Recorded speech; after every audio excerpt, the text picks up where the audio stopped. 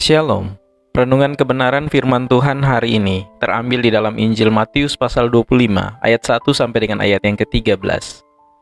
Judul renungan hari ini, Berjaga-jagalah. Perumpamaan tentang 5 gadis bijaksana dan 5 gadis bodoh telah lama digunakan untuk mengingatkan umat Kristiani agar tetap mengantisipasi kedatangan Tuhan kedua kali.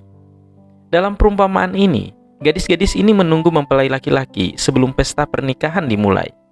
Namun, mempelai laki-laki datang lebih lambat dari yang mereka harapkan. Hal ini menyebabkan ke-10 gadis ini tertidur. Mari kita jeda cerita ini sejenak. Fakta bahwa 5 gadis yang membawa minyak ekstra masih dianggap sebagai pahlawan dalam kisah ini meskipun mereka tertidur. Di seluruh kitab suci, ada banyak contoh orang yang tidak sempurna dan lemah yang dipakai oleh Tuhan. Seperti Gideon. Meskipun Tuhan menyuruhnya untuk bertindak, dia masih bergumul dengan perasaan bahwa dia tidak layak untuk dipakai oleh Tuhan. Kita juga mendengar bagaimana Yesus menegur Petrus untuk mengingatkan kita setiap kali kita membiarkan diri kita teralihkan dari tugas yang telah Tuhan berikan kepada kita. Tidakkah kamu sanggup berjaga-jaga 1 jam dengan aku? Berjaga-jagalah dan berdoalah supaya kamu jangan jatuh ke dalam pencobaan.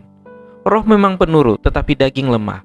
Matius 26 ayat 40 sampai dengan 41. Perumpamaan tentang gadis-gadis ini dan minyak telah lama dijelaskan seperti demikian. Minyak awal di lampu melambangkan pertunjukan iman atau kehidupan kekristenan. Minyak cadangan melambangkan kedalaman iman sejati yang bersemayam di hati kita. Penting bagi kita untuk tidak langsung melompat dari satu lambang ke lambang berikutnya. Namun, di antara minyak awal dan minyak cadangan muncul godaan. Dalam hal ini dilambangkan dengan tertidur. Kita semua harus menghadapi godaan berulang kali sepanjang hidup kita. 1 Korintus 10 ayat 13 memberitahu kita, pencobaan-pencobaan yang kamu alami ialah pencobaan-pencobaan biasa yang tidak melebihi kekuatan manusia. Sebab Allah setia dan karena itu Ia tidak akan membiarkan kamu dicobai melampaui kekuatanmu.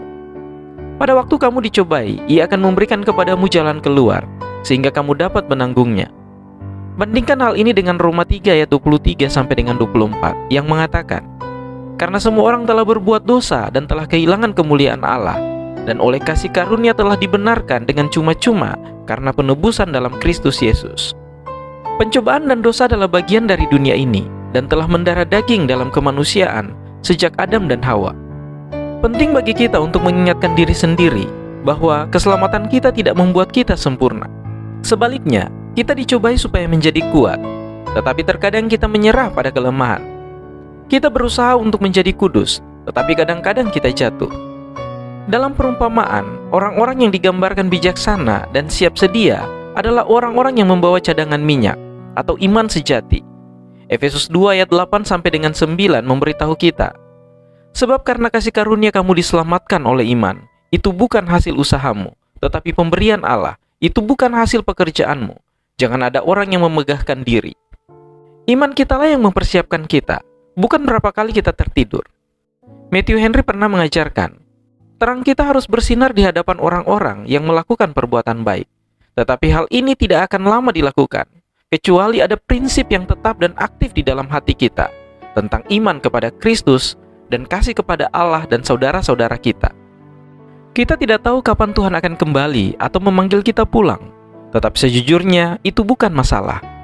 Kita telah dipanggil untuk berdiri sebagai pelita dalam kegelapan, menjadi mercusuar untuk diikuti oleh orang lain.